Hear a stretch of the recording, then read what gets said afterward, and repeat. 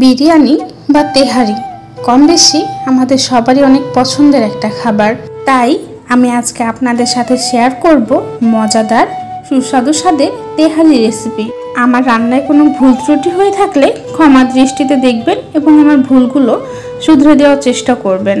এই তেহারিটা যে কেউ খুব সহজেই বাসায় বানিয়ে নিতে পারবেন, খুব অল্প সময় এবং খুব অল্প উপকরণ দিয়ে। হ্যালো এভরিওয়ান, আসসালামু আলাইকুম। কেমন আছেন সবাই? আলহামদুলিল্লাহ আমরা সবাই অনেক ভালো আছি। সাবিহা শেয়ারসের নতুন আরেকটা ভিডিওতে আপনাকে ওয়েলকাম করছি। আমার ভিডিওটিতে কোনো অংশ যদি আপনার ভালো লেগে থাকে তাহলে লাইক কমেন্ট শেয়ার করে সাবিহা শেয়ারসের সাথেই থাকবেন। তাহলে চলুন দেখে নেওয়া যাক সহজে তেহারি রেসিপিটি। প্রথমেই একটা কড়াই নিয়ে তাতে দিয়ে দিব সয়াবিন তেল। আপনারা চাইলে এখানে ঘিও ব্যবহার করতে পারেন, আমার কাছে ছিল না সেজন্য আমি সয়াবিন তেল দিয়ে রান্না করছি। এবার তেলের ভিতর দিয়ে দিব সামান্য হলুদের গুঁড়া আর লবণ। আপনাদের কাছে জর্দার রং থাকলে আপনারা দিয়ে নিতে পারেন। গরম তেলের ভিতর এবার দিয়ে দিব আগে থেকে কেটে ধুয়ে পরিষ্কার করে রাখা আলুর টুকরো। তেহারিতে আলু না হলে কি চলে বলেন তো? আমরা তো বাঙালি, আলু ছাড়া কিছুই বুঝি না। যাই হোক, আলুগুলো একটু লাল লাল করে ভেজে আমি একটা বাটিতে তুলে নিব। আপনারা কিন্তু দেখতেই পেয়েছেন আমি কি সুন্দর করে আলুগুলো ভেজে নিয়েছি। এবার আমি একই কড়াইয়ের ভিতর দিয়ে দিব আস্ত জিরা আর দিয়ে দিব পেঁয়াজ কুচি। আমি এখানে একটু বেশি পরিমাণে পেঁয়াজ কুচি দেওয়ার চেষ্টা করেছি, আপনারা আপনাদের প্রয়োজন মতো দিয়ে নিতে পারেন। এবার আমি নেড়ে চেড়ে পেঁয়াজগুলো একটু লালচে করে ভেজে নিব।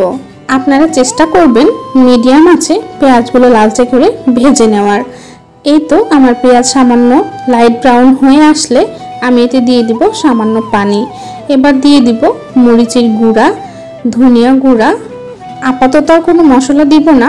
এবার মরিচের গুঁড়া আর ধনিয়া গুঁড়া দিয়ে সমস্ত কিছু একসাথে নেড়ে চেড়ে এবার দিয়ে দিব গরম মশলার গুঁড়া, দিয়ে দিব সামান্য একটু প্যাকেটের বিরিয়ানি মশলা, দিয়ে আবারও নেড়ে চেড়ে মশলাটা আমি কষিয়ে নিব। আপনারা কিন্তু দেখতেই পেয়েছেন আমি এখানে কিন্তু হলুদের গুঁড়া ব্যবহার করি নাই। এবার দিয়ে দিলাম আদা রসুন বাটা, দিয়ে দিলাম স্বাদ মতো লবণ, দিয়ে আবারও নেড়ে চেড়ে সমস্ত মশলা একসাথে কষিয়ে নিব। আপনারা চেষ্টা করবেন বারবার মশলা কষিয়ে নেওয়ার। এবার দিয়ে দিলাম খাসির মাংস। আপনারা এখানে মুরগির মাংস দিতে পারেন বা গরুর মাংস দিতে পারেন।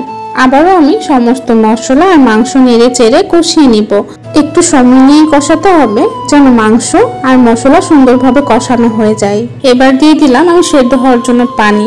এরপর দিয়ে দিব গোটা গরম মশলা। আমি রান্না শুরুতে গোটা গরম মশলা দিতে ভুলে গিয়েছিলাম, আপনারা রান্না শুরুতে দিয়ে নেবেন। এখানে আমি দিয়েছিলাম তেজপাতা, দারুচিনি, সাদা এলাচ, কালো এলাচ আর স্টার মশলা। আপনাদের হাতের কাছে যা থাকবে আপনারা সেটা দিয়ে রান্না করে নিতে পারেন। এবার আমি আগে থেকে ভেজে রাখা আলুগুলো দিয়ে মাংসের সাথে ভালোভাবে কষিয়ে নিব।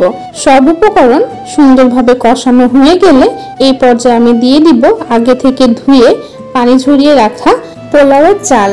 পোলাওয়ের চালটাও আমি কিছুক্ষণ ভেজে নিয়ে দিয়ে দিব পরিমাপ মতো পানি।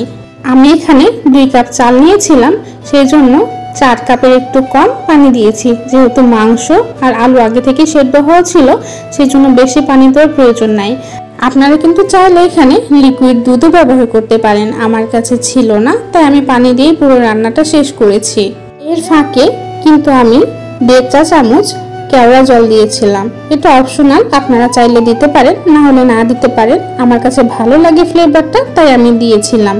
আপনারা কিন্তু দেখতেই পেয়েছেন আমি ঢাকা দেওয়া ছাড়াই বলক তুলে নিয়েছি এবং 70% পানি শুকিয়ে আসার পর আমি ঢাকা দিয়ে রান্না করব। না হলে কিন্তু তেহারি বা বিরিয়ানি নরম হয়ে যাওয়ার চান্স অনেক বেশি থাকে। আমি এই রান্নাটা আমার আম্মুর কাছ থেকে শিখেছি। এখনো আম্মুর মতো অত পারফেক্টলি বানাতে পারি না, তো যতটুকু পারি ততটুকু আপনাদের সাথে শেয়ার করলাম। যদি আমার ভিডিওটি আপনাদের ভালো লেগে থাকে তাহলে লাইক কমেন্ট শেয়ার করে সাবিহা শেয়ারসের সাথেই থাকবেন। দেখা হবে নতুন কোনো ভিডিওতে। ততক্ষণ পর্যন্ত ভালো থাকবেন, সুস্থ থাকবেন। আল্লাহ হাফেজ।